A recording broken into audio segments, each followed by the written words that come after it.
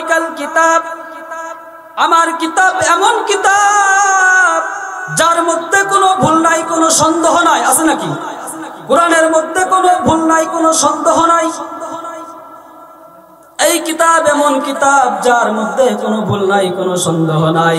এই কোরআন যার মধ্যে থাকবে সে তার জীবনটাকে সুন্দরভাবে চলাইতে পারবে, তার জীবনে চলাফেরাই ভুল হবে না। আর যার মধ্যে কোরআন থাকবে না তার মধ্যে থাকবে অন্ধকার, কারণ কোরআন হলো আলো, কোরআন হলো নূর। যার মধ্যে ঢুকবে সেও কোরআনের আলোয় আলোকিত হয়ে যাবে। সুবহানাল্লাহ। আল্লাহ পাক রব্বুল আলামিন সূরা বাকারার শুরু থেকে 3টা হরফ দিয়ে একটা আয়াত হয়েছে, একটা বাক্য হয়েছে, শব্দ হয়েছে। আলিফ লাম মিম, 3টা হরফ দিয়ে একটা শব্দ, একটা আয়াত হয়েছে। এই একটা আয়াত 3টা হরফ দিয়ে, এই 3টা হরফের তরজমা, 3টা হরফের অর্থ আল্লাহ পাক রব্বুল আলামিন দুনিয়ার কাউকে জানান নাই, তিনার মধ্যে গোপন রেখে দিয়েছে। এই 3টা হরফের অক্ষরের শাব্দিক অর্থ এর যে তরজমা, এটা কাউকে জানান নাই, আল্লাহ তাআলা তার মধ্যে রেখে দিয়েছেন আলিফ লাম মিম। কিন্তু এই কোরআনের এত ফজিলত, এই কোরআনের এত দাম, এই কোরআনের এত সম্মান, এত মর্যাদা, কারণ কোরআন দুনিয়ার কোন মানুষের কথা নয়। এই কোরআন হলো আল্লাহ পাক রব্বুল আলামিনের কালাম। এই কোরআন কেমন দাম, কেমন মর্যাদা! মায়ার নবী, বিশ্ব নবী রাহমাতুল লিল আলামিন বলেন, যদি কোনো বান্দা, যদি কোনো উম্মত আলিফ লাম মিম জবান দিয়ে উচ্চারণ করে, 3টা হরফ উচ্চারণ করলো, আল্লাহ পাক রব্বুল আলামিন একটা একটা হরফে 10টা করে নেকি দান করে। বলে 3টা হরফ উচ্চারণ হয়ে গেল, আল্লাহ তাআলা বান্দার আমলনামায় 30টা নেক জমা করিয়া দেয়। সুবহানাল্লাহ। এইটা হলো এমন কালাম, এমন কিতাব, এই কিতাবের মতো আর কোনো কিতাব নাই। এত দামি কিতাব আল্লাহ তাআলা পূর্বে পাঠান নাই। যত দামি করে এই কোরআনকে আল্লাহ বাণী পাঠাইছে, যত সম্মানিত করে কোরআনকে পাঠাইছে। বলে আলিফ লাম মিম, 3টা হরফ উচ্চারণ করলে বান্দার আমলনামায় 30টা নেকি জমা হয়ে যাবে। আর এই কোরআনের সাথে যাদের সোহবাত হবে, কোরআনের সাথে যাদের ছোঁয়া লাগবে, আল্লাহ পাক রব্বুল আলামিন তাদেরকেও দুনিয়াতে সম্মানিত করে দিবে। সুবহানাল্লাহ। তারাও বড় সম্মানিত হবে। কোরআন যেমন সম্মানিত কিতাব, কোরআন যেমন দামি কিতাব, এই কিতাবের সাথে যাদের সোহবাত লাগবে, যে এই কিতাবকে ধারণ করবে, কিতাবের সংস্পর্শে যে আসবে, আল্লাহ পাক রব্বুল আলামিন তার মর্তবাকেও, তার মর্যাদাকেও বাড়ায় দিয়ে বলেন সুবহানাল্লাহ। আমরা দেখি কোরআন দিয়ে একটা রিহাল বানানো হয়, আবার কোরআন দিয়েও একটা ফিড়া বানানো হয়, একটা খাট বানানো হয়। ওই খাটটার উপরে মানুষ, ওই একই কাঠ দিয়ে খাট বানানো হলো, কাঠের উপরে মানুষ পাড়ায় উপরে উঠে বসে। আবার একটা ওই কাঠ দিয়ে রিহাল বানানো হয়। রিহাল বানাইয়া যখন কোরআনটা রিহালের সাথে লেগে যায়, রিহালটা কোরআনের সাথে লেগে যায়, তখন বান্দা যখন রিহালটা কোনো কোরআনওয়ালা ব্যক্তির কাছে, কোনো ইমানদারের কাছে, মুসলমানের কাছ থেকে পড়ে যায়, পড়ে যাওয়ার সঙ্গে সঙ্গে উঠায়া ওই রিহালটাকে বুকে জড়ায়া চুমু খায়। কেন? ওই কাঠটা কোরআনের সাথে লাগার সাথে সাথে ওই রিহালের দাম বেড়ে গেছে। কথা কোন ঠিক কিনা? যদি কোনো ব্যক্তি কোরআনের সংস্পর্শে আসেন, একজন হাফেজের দাম কেন বেশি, একজন আলেমের দাম কেন বেশি জানো? বলে অন্য কোনো কারিশমা নয়, একটা আলেমের দাম, একটা হাফেজ কোরআনের দাম কেন বেশি হইল? একটাই কারণ, একটাই কারণ, একজন হাফেজে কোরআনও মানুষ, একজন আম পাবলিকও মানুষ, একজন আলেমে মানুষ, একজন আম পাবলিকও তো মানুষ। কেন আলেমের দাম বেড়ে গেল? তার কোনো ব্যক্তিগত কোনো ক্রেডিট না, এটা আল্লাহ তাআলার কোরআনের বরকতে। সুবহানাল্লাহ। আল্লাহ তাআলার কোরআনের বরকতে কোরআনের গিলাফ বানানো হয় কাপড় দিয়ে, আবার চামড়া দিয়েও বানানো হয়। দেখবেন একটা মানুষ একটা জামা বানায় কাপড় দিয়ে, যখন নিচেই পড়ে যায়, একটা হুন্না বানায় জামা দিয়ে কাপড় দিয়ে, কাপড়টা যখন হাত থেকে নিচেই পড়ে যায়, তার কাপড়টা উঠায়া সম্মান করে না, চুমু খায় না, সালাম করে না। কিন্তু যখন ওই কাপড় দিয়ে একটা কোরআনের কভার যখন তৈরি হয়ে যায়, একটা গিলাফ তৈরি হয়ে যায়, ওই কোরআনের সাথে ওই কভারটা লাগার সঙ্গে সঙ্গে কোরআনের দাম বেড়ে যায়। একটা গিলাফ কেন দাম বেড়ে যায় একটা কভারের? কারণ ওই কোরআনের সাথে সহবত, কোরআনের সাথে লাগার সাথে সাথে একটা কাপড়ের দামও কোরআনে বাড়ায় দেয়। বলেন সুবহানাল্লাহ। কোরআনের সাথে টাচ লাগার কারণে, কোরআনের সাথে মিশার কারণে, এই জন্য মুসলমান ইমানদার কোরআনের সাথে সম্পর্ক করতে হবে, কোরআনের কাছে আসতে হবে, কোরআনকে বুঝতে হবে, কোরআনকে মানতে হবে। যদি আমি আপনি কোরআনকে বুঝতে পারি, কোরআনকে মানতে পারি, যদি আমি আপনি আমার পারিবারিক জীবনটা কোরআন দিয়ে চালাইতে পারি, ব্যক্তিগত জীবনটা কোরআন দিয়ে চালাইতে পারি, যদি রাষ্ট্রীয় দেশটা যদি কোরআন দিয়ে চালানো হয়, তাহলে আমাদের দেশ এই বাংলাদেশ নামে সোনার বাংলা হবে না, কামে সোনার বাংলা হয়ে যাবে। যদি আমি আপনি পারিবারিক জীবনে কোরআন দিয়ে সাজাইতে পারি, আমার পরিবারের মতো সুন্দর কোনো পরিবার হবে না, আদর্শওয়ালা পরিবার হবে না। যদি আমি আপনি কোরআন দিয়ে গড়তে পারি আমার পরিবারকে, আমার ব্যক্তিগত জীবন যদি আমি আল্লাহর কোরআন নবীর সুন্নাহ দিয়ে গড়তে পারি, যদি নবীর সুন্নাহ দিয়ে গড়তে পারি, আল্লাহর কোরআন দিয়ে গড়তে পারি, আমার আপনার জীবন হবে ফুলের মতো জীবন। কারণ কোরআন এবং সুন্নাহ যার মধ্যে কোনো ভুল নাই, কোনো সন্দেহ নাই। আল্লাহ পাক রব্বুল আলামিন বলেন, যালিকাল কিতাবু লা রাইবা ফি হুদাল লিল মুত্তাকিন। আল্লাহ পাক রব্বুল আলামিন বলেন, যালিকাল কিতাব, আমার কিতাব এমন কিতাব যার মধ্যে কোনো ভুল নাই, কোনো সন্দেহ নাই। আছে নাকি? কোরআনের মধ্যে কোনো ভুল নাই, কোনো সন্দেহ নাই। এই কিতাব এমন কিতাব যার মধ্যে কোনো ভুল নাই, কোনো সন্দেহ নাই। এই কোরআন যার মধ্যে থাকবে সে তার জীবনটাকে সুন্দরভাবে চলাইতে পারবে, তার জীবনে চলাফেরাই ভুল হবে না। আর যার মধ্যে কোরআন থাকবে না তার মধ্যে থাকবে অন্ধকার। কারণ কোরআন হলো আলো, কোরআন হলো নূর, যার মধ্যে ঢুকবে সেও কোরআনের আলোয় আলোকিত হয়ে যাবে। সুবহানাল্লাহ। এই কোরআন ভুল ধরার জন্য কত নাস্তিক, কত বেঈমান, কত অপশক্তি চেষ্টা করেছে, অপচেষ্টা করেছে, কিন্তু কোরআনের ভুল আজ পর্যন্ত কেউ বের করতে পারে নাই। বরঞ্চ তারা নিজেরাই ভুল সংশোধন হয়ে কালেমা পড়ে মুসলমান হয়ে গেছে। এইটা এমন একটা কিতাব, এমন একটা বই যার মধ্যে কোনো ভুল নাই, কোনো সন্দেহ নাই। আল্লাহ পাক রব্বুল আলামিন জানায়া দেয়, ওয়াল্লাযীনা কাযযাবু বিআয়াতিনা উলাইকা আসহাবুন নার হুম ফিহা খালিদুন। আল্লাহ পাক রব্বুল আলামিন বলেন, ওয়াল্লাযীনা কাযযাবু বিআয়াতিনা, আমার একটা কোরআনের আয়াতকে যদি কেউ অস্বীকার করে, ওয়াল্লাযীনা কাযযাবু বিআয়াতিনা, আমার একটা আয়াতকে কেউ যদি অস্বীকার করে, উলাইকা আসহাবুন নার, তার ঠিকানা হবে জাহান্নাম, তার ঠিকানা হবে জাহান্নাম। কারণ কুরআনুল কারীমকে যদি কেউ অস্বীকার করে তার ঈমান থাকবে না, তার ঈমান থাকবে না, তার ঠিকানা হবে জাহান্নাম। বলে কেমন জাহান্নাম? হুম ফিহা খালিদুন, বিরাট জাহান্নাম, ওই জাহান্নামের মধ্যে ডুববে আর বের হবে না। কারণ বেঈমান যার মধ্যে ঈমান নাই সে জাহান্নামে ঢুকবে, জাহান্নাম থেকে বের হবে না।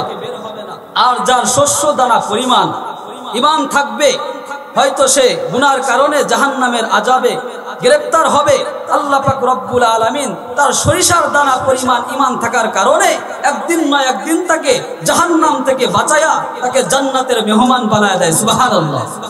আর যার ঈমান থাকবে না, যে বেঈমান, সে জাহান্নামেই থাকবে। হুম ফিহা খালিদুন, সে জান্নাতে যেতে পারবে না, কারণ সে কাফের, সে বেঈমান। তার ঠিকানা হবে জাহান্নাম। কি হবে? যার ঈমান নাই আর যার ঈমান থাকবে, হালকা একটু ঈমান, সরিষার দানা পরিমাণ ঈমান বুঝাইছে, এতটুকুই যদি ঈমান তার থাকে, আল্লাহ তাআলা তাকে আযাবে গ্রেফতার করে দয়া ও মায়া করে তাকে জান্নাতের মধ্যে দাখিল করাবে। সুবহানাল্লাহ। ইলমে দ্বীন শিক্ষা করা কত জরুরি, কুরআন শিক্ষা করা আমাদের কত জরুরি কি জানেন? আমরা ইলমে দ্বীনের শিক্ষা, মায়ার নবী রাহমাতুল লিল আলামিন বলেন, তলাবুল ইলমি ফারিজাতুন আলা কুল্লি মুসলিম। প্রত্যেকটা মুসলিম, মুসলমান নর ও নারী, মানে নারী পুরুষ উভয়ের জন্যই ইলমে দ্বীন শিক্ষা করা ফরজ করে দিয়েছেন কে? আল্লাহ রাব্বুল আলামিন ফরজ করে দিয়েছেন। আর সেই ফরজ বিধানটাকে আমরা নফল মনে করি না। এই ফরজ বিধানটাকে আমরা নফল মনে করি না, অথচ জাগতিক শিক্ষার দিকে আমরা আগায় যাইতেছি। আমার ছেলে ইঞ্জিনিয়ার হবে, আমার ছেলে সাংবাদিক হবে, আমার ছেলে র্যাব হবে, পুলিশ হবে, আর্মি হবে, বিডিআর হবে, ব্যবসায়িক হবে, আমার ছেলে সচিব হবে। আমরা দুনিয়ার লাইনে সন্তানকে জাগতিক শিক্ষায় শিক্ষিত করি। আমরা কেমন পোড়া কপাল মুসলমান, নিজেও কোরআন শিখলাম না, সন্তানকেও কোরআন শিখাইলাম না।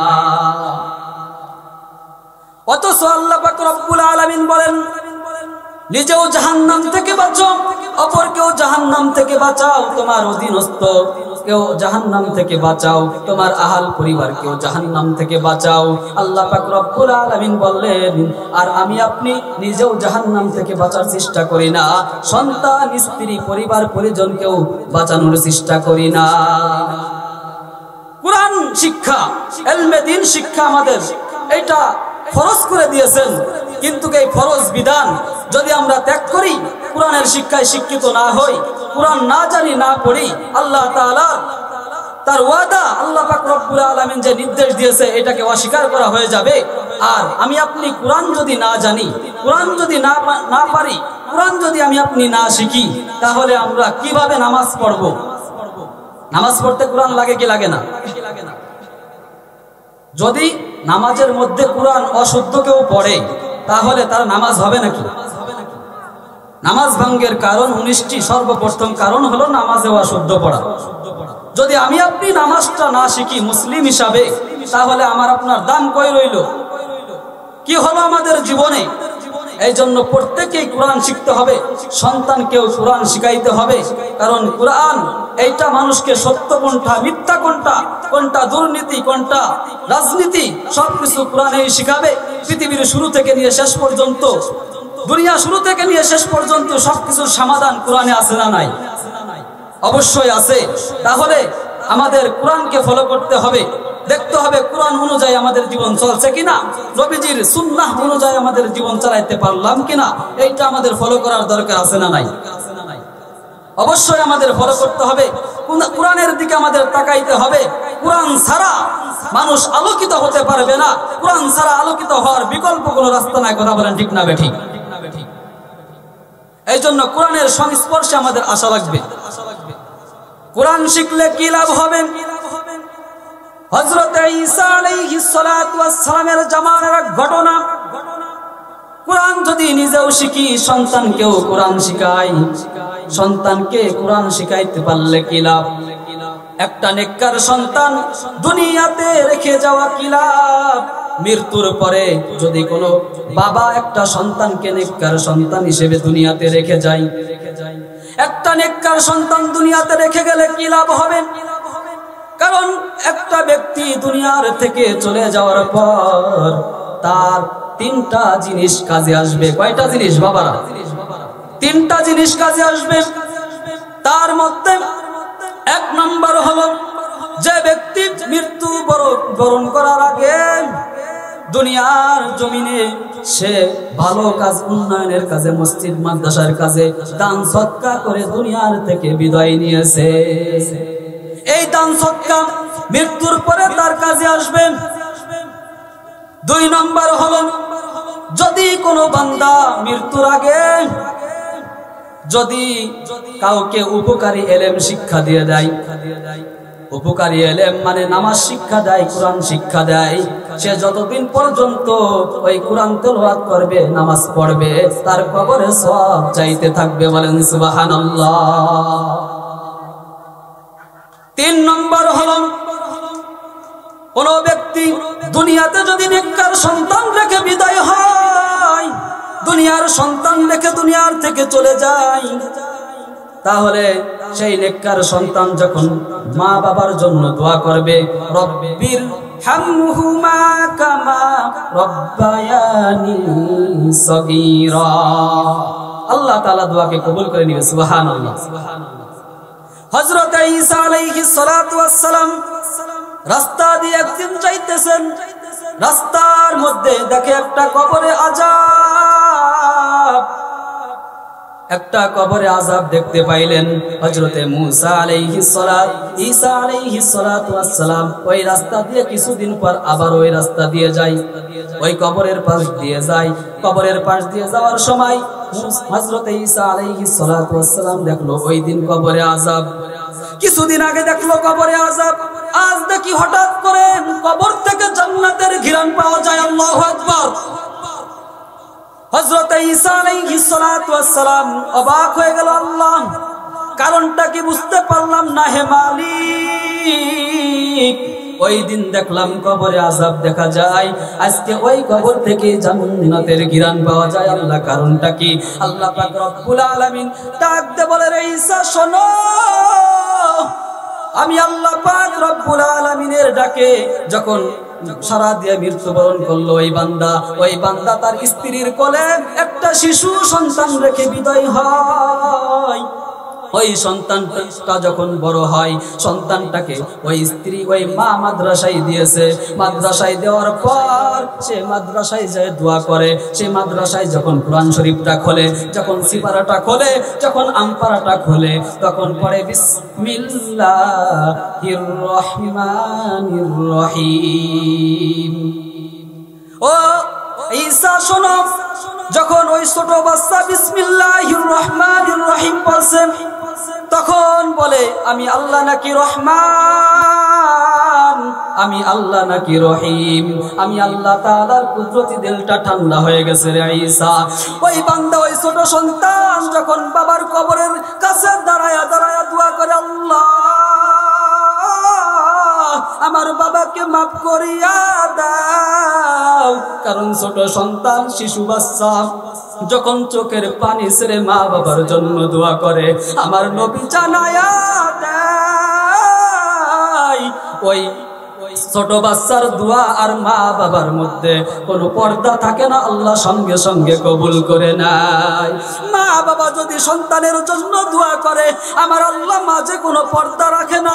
স্ত্রী যদি স্বামীর জন্য দোয়া করে, স্বামী যদি স্ত্রীর জন্য দোয়া করে, আমার আল্লাহ মাঝে কোনো পর্দা রাখে না, আমার আল্লাহ সঙ্গে সঙ্গে কবুল করে নেয়। এরা নবীর উম্মতের দল। ওই ছোট বাচ্চা যখন পড়ছে বিসমিল্লাহির রহমানির রহিম, আমার আল্লাহ তাআলা বলে, ও ঈসা শোনো, আমি আল্লাহর কুদরতি দিলটা বড় ঠান্ডা হয়ে গেছে, আমার আরশ পর্যন্ত চমকে গেছে।